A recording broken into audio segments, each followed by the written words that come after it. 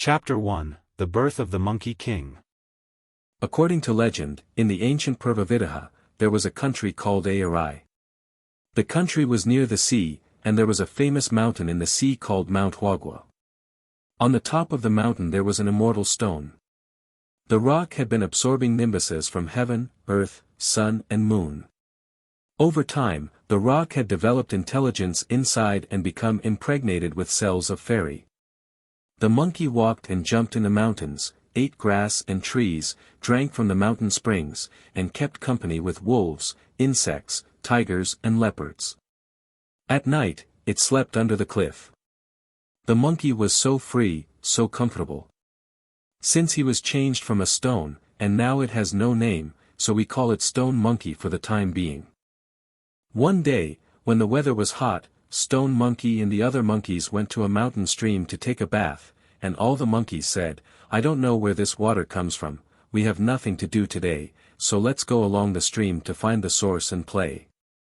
With a shout, the group of monkeys all ran towards the source. When they arrived at the source, it turned out to be a waterfall spring. The monkeys all clapped their hands and praised, "Good water! Good water!" and said, "Which one dares to drill in and find the source and come out without hurting his body, we will worship him as king." Suddenly the stone monkey jumped out and answered with a loud cry, "I'll go in. I'll go in." Just see his eyes closed, will body a vertical, jump to the waterfall. To the water, there is no water, no waves, only see a bridge. He arrived on the bridge, look forward, it seems that there are people living. Stone Monkey crossed the bridge, to the front, but a stone cave, the cave has a stone stove, stone bowl, stone basin, stone bed, stone stool in the center of a stone tablet, engraved with, "Mount Huaguo blessed, water curtain cave days." Stone Monkey was very happy, rushed out, jumped out of the water. Monkeys are gathered around and asked, "How is it inside? How deep is the water?" Stone Monkey laughed and said, "Good place. Inside not only no water, but also a good place to live miles." He told the details. The monkeys were all willing to move in and said, "You'd better go first and take us in." Stone Monkey jumped in and said, "Come in with me." The monkeys, big and small, followed one by one. When they arrived at the cave, the monkeys grabbed pots and bowls, occupied stoves and fought for beds, moved over and over, until they were tired and then stopped. Stone Monkey then sat on top and said, "You all said whoever has the ability to come in, you will worship him as the king. I am now in and out, to find you a good place to live, should worship me as the king." When the monkeys heard this, they immediately worshipped the king and called him Millennium King. Stone Monkey was henceforth called the Monkey King. He assigned his ministers and officials to him. During the day, he played in Mount Huaguo, and at night he slept in the water curtain cave. One day, he was having a banquet with the monkeys and suddenly burst into tears. The monkeys panicked and bowed down to ask the reason. It turns out that the Monkey King felt that now, although not under the law of the king, not afraid of the beast's invasion, once the old man died, but also by the king of hell control. The monkeys were saddened to learn this. Suddenly, a monkey jumped out and shouted, "The king need not cry sadly. I heard that the Buddha, immortal Tao, can avoid reincarnation, can live forever. Why not go to learn the immortal Tao that can let you live forever?" The Monkey King was overjoyed to hear this. He decided to go down the mountain tomorrow and visit around. The next morning, the Monkey King ate a farewell dinner, called the monkeys to give him withered branches woven into a raft, take a bamboo for the penny, loaded with some fruit to eat, and sail the raft to the sea alone. For days the southeast wind, not a few days to send him to the northwest shore. Here is Jambudvipa's boundaries. He came ashore, see the seashore people fishing, hunting geese, panning salt. He went to the front, do a ghost face, scared those people are scattered to escape. Among them, there was one who ran slowly and was caught by him. The Monkey King stripped him of his clothes and put them on himself. Then he went around to seek the way as if he were a human being. One day he came to a Paragodania, and heard a singing voice in the depths of the forest. One day, when he traveled to the land of Xinyo Hizhou, he heard a voice singing in the depths of the woods. Where we meet, either immortal or Taoist, we sit quietly and recite Huangting. He thought, Huangting is the true word of morality, this person must be an immortal. He went over and saw that it was a woodcutter chopping wood. When the Monkey King told him the reason for his visit, the woodcutter said, I am not an immortal, but I am a neighbor of an immortal, and this song was taught by them, so if you have any troubles or bitter feelings, you can sing it to relieve your sorrows. The Monkey King was overjoyed and asked the woodcutter to point out to the immortals where they lived. The woodcutter pointed forward and said, there is a cave in the mountain in front of us, and in the cave there is an immortal named Master Su Bodhi. He has taught countless disciples, and there are still 30 or 40 of them practicing with him. The Monkey King followed the direction the woodcutter pointed, and about 7 or 8 miles away, there was indeed a cave. The door of the cave was tightly closed, and there was no one in silence. Look up, see the cliff head stone forehead steel on the 10 big words. Monkey King looked at half a day, do not dare to knock on the door at this time some hungry stomach, they jumped on the pine tree, pick some pine nuts to eat. While eating, listen to the sound, the cave door opened, out of a fairy boy. The fairy boy shouted, what kind of people are harassing here? The Monkey King hurriedly jumped down and said, I am a disciple seeking to learn the immortal Tao. I don't dare to harass here. The fairy boy said, my master said that someone was coming from outside and asked me to come out to receive him, so it is you, come with me. When the Monkey King arrived at the cave, he saw that Master Bodhi was sitting on the stage and preaching, and there were 30 little immortals on both sides of the stage. When the Monkey King saw him, he fell down and kowtowed to him, saying, Master! Master! I am a disciple who sincerely worships and salutes. The master asked, where do you come from? What is your name? The Monkey King said, I come from the eastern divine continent. It is born from a stone and has no name. The master said, since you have traveled a long way to join me, I will take you as my disciple. He named him Su WuKong. The Monkey King was very happy to have a name.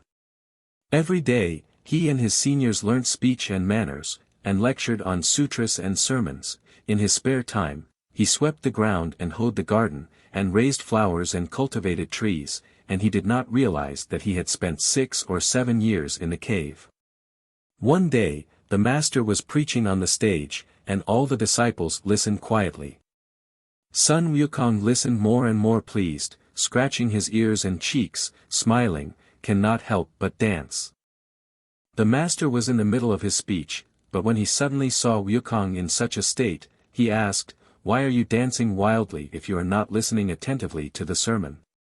WuKong busily said, I am really sincere listening to the lecture, just because I heard the wonderful place, I can't help but be overjoyed. I hope the master will forgive me. The master said, in that case, I ask you what immortal Tao you want to learn. WuKong said, any of them, please teach me. The master then told him about several paths, namely, predicting the future, classical scholarship, meditation, physical activity, and the way of the gods. WuKong felt that these teachings could not make him happy. WuKong felt that these teachings could not make him immortal and did not want to learn them. The master jumped off the podium, ruler in hand, and designated WuKong, if you won't learn these, what will you learn? Then the master walked up, hit WuKong 3 times on the head, turned his back to the crowd, walked into the room and closed the door. Many of the seniors saw the master do this and complained about Goku. WuKong was not at all annoyed, for he had understood the meaning of the master's words, and knew that by striking him 3 times he was telling him to get up in the middle of the night, and by turning his back and closing the door, he was telling him to go in through the back door and teach him the way in a secret place. That night, WuKong waited until the seniors had gone to sleep. He then gently got up and put on his clothes, secretly opened the door and came out. When WuKong reached the door, he saw that it was unlocked, so he pushed the door in, and when he reached the master's bed, he saw that the master had fallen asleep facing inward. WuKong did not dare to startle the master, so he knelt down in front of the bed and waited not long after the master woke up. WuKong went up and said, "Master, I have been waiting here for a long time." The master said, "What are you doing here instead of sleeping?" WuKong said, "Master implied that I came in here in the middle of the night to teach the way yesterday, so I came." The master was overjoyed at this and thought, this monkey was indeed generated by heaven and earth. Otherwise, how could he understand my hint? Then he said to WuKong, "It is also destiny for you and me, so I will teach you the immortal Tao that can make you live forever." With that, he taught WuKong the recipe for longevity. WuKong learned the secret of longevity, bowed and thanked his master, and quietly slipped back to the front through the back door. By this time, the sky had already dawned, so he sat down where he had been sleeping, and deliberately shouted loudly, "It's dawn! Dawn! Get up!" All the seniors were woken up by him. WuKong studied the way here, and 3 more years passed in the twinkling of an eye. One day, the master asked WuKong, "How are you learning?" WuKong went up and bowed, "I have recently made great progress." The master said, "Very good, just beware of the 3 plagues of harm." WuKong pondered for a long time and said, "I have already refined immortality, why am I still afraid of the 3 plagues?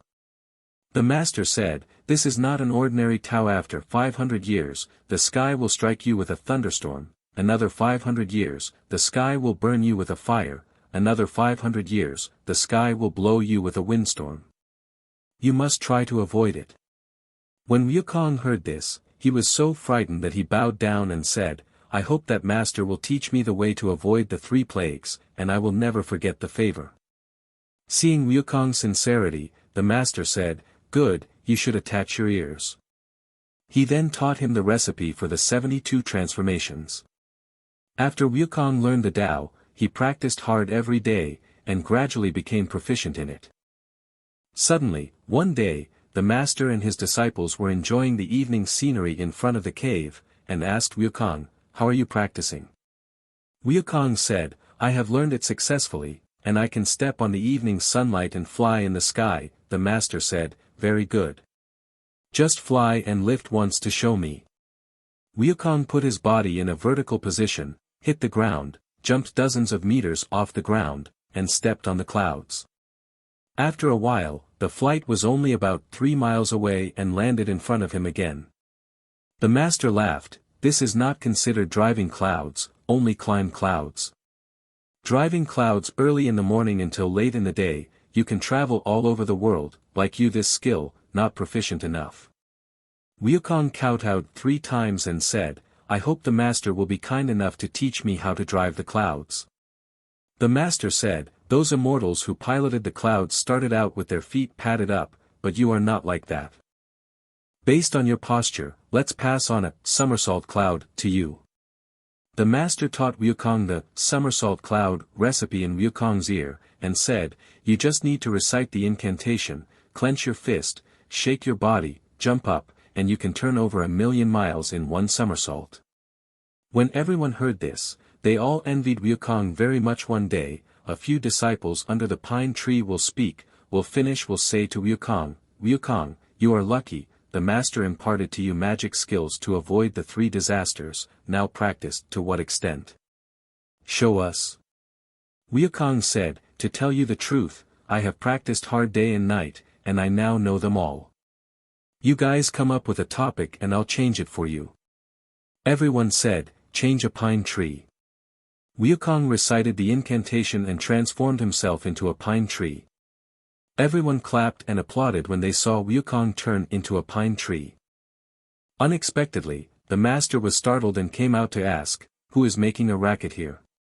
When everyone saw the master come out, they all dressed up and went forward, and WuKong also showed his true form and hid behind the people, saying, "Master, we are practicing here, and no one is making any noise." The master was furious and said, "You have no appearance of practicing at all."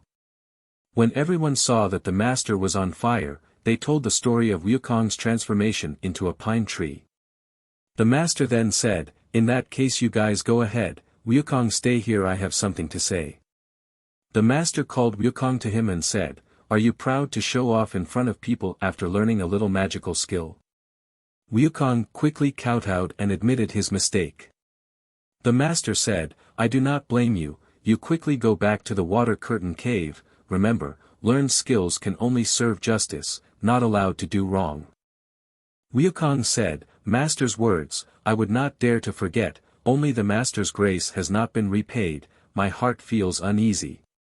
The master said, "As long as you have me in your heart, that's all right, go." WuKong had no choice, then thanked the master, recited the incantation, vertical, somersault clouds, back to Mount Huaguo. In less than an hour, early to see the Mount Huaguo water curtain cave, he pressed down the cloud, landed on Mount Huaguo, shouted, "My boys, I'm back." At this time all the monkeys jumped out from different places, and very happily surrounded WuKong, asking him what had happened to him all these years. Some of the monkeys then complained to WuKong that there was a demon king who often came here to bully them, robbing things, catching their sons, and forcibly occupying the water curtain cave. Upon hearing this, WuKong said angrily, "Where does he live? I'll take revenge." The monkeys showed WuKong where the demon king was coming from and he flew away with a somersault cloud. WuKong was flying in the clouds when he saw some small demons dancing at the bottom of a cliff and thought, "This must be the place." WuKong landed and scared the demons into running away. WuKong said, "Don't run. Go and report to your demon king, and say that the monkey king from the water curtain cave on Mount Huaguo has come to settle the score with him." The little demons went into the cave and reported to the demon king. The demon king said, "Quickly bring me my cloak and weapons." Demon king put on his armor, took a big sword, and went out of the cave with all the demons. He shouted, "Which water curtain cave monkey king dare to make trouble here?" WuKong said, "You devil, you have eyes but don't know me, look at the fist." Saying this, he punched at the demon king's face. Demon king raised his big sword and slashed at WuKong. Seeing that the demon king was so fierce that he could not resist, WuKong did a split spell, plucked a handful of hairs, chewed them in his mouth, sprayed them out, and called out, "Change." Immediately changed into 200 or 300 monkeys, surrounded the demon king. These monkeys tugged and hugged the demon king, and immediately brought him down. WuKong came over, grabbed the big sword, separated the monkeys, and cut the demon king in half. Then they killed all the demons in the cave. He shook his hair, and all the monkeys received it on their bodies, and those who did not receive it on their bodies were captured by the demon king from the water curtain cave. The monkeys told the situation. WuKong said, "Come back to Mount Huaguo with me." The monkeys were all overjoyed. On the way, the WuKong set fire to the demon king's cave, and then called dozens of little monkeys, closed their eyes, recited the incantation, and drove the clouds, straight to the water curtain cave. When they reached the entrance of the cave, WuKong said, "My children, open your eyes." The monkeys recognized this place as their hometown, and all of them liked it and ran back to the cave. It was a great joy for the monkeys to be reunited and for the Monkey King to return from his travels, so they brought out all kinds of good wine and fresh fruits, and they all drank the reunion wine cheerfully. After that, WuKong drills monkey soldiers to defend Mount Huaguo. For more details, please read the second book, That Dragon Palace Borrows Treasure.